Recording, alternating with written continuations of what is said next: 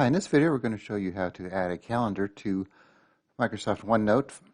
This will work for the free OneNote for Windows 10 or for the OneNote desktop pay-for version that comes with Office.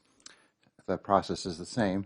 So normally if you want to add a calendar, you can't really do it unless you want to do something like insert a table, and try and make it, then add your own dates and make the dates line up with the numbers and all that stuff, or try maybe insert an Excel spreadsheet that has a calendar.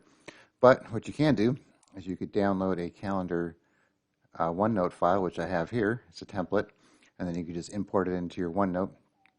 So I will actually put this a link to this actual file for the 2022 calendar, which has all the months in it.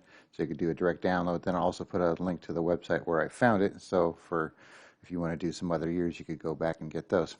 So all you need to do is just right-click on the file once you download it and pick Open With, and then choose your version of Outlook if you want to do the desktop version or the OneNote for Windows 10. I already have it in my desktop version, so I'm going to do it for the Windows 10. And it'll tend to put it in the quick notes, at least for the OneNote for Windows 10, and it'll put all the months. So if you don't need any of the months, you could just delete these pages, because it'll make a page for each one.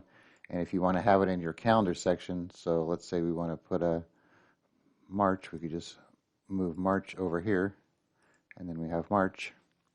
Make this a little bigger here, and then you could type in your stuff and format the text and all that other good stuff. And then if you don't need the other dates, you could just simply highlight them and delete the pages, and then you have your March. So it's kind of cool, pretty simple to do, and that way you don't have to try and make your own calendar from scratch.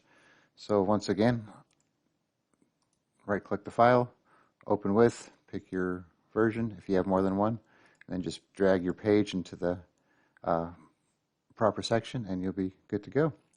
All right, thanks for watching, and be sure to subscribe.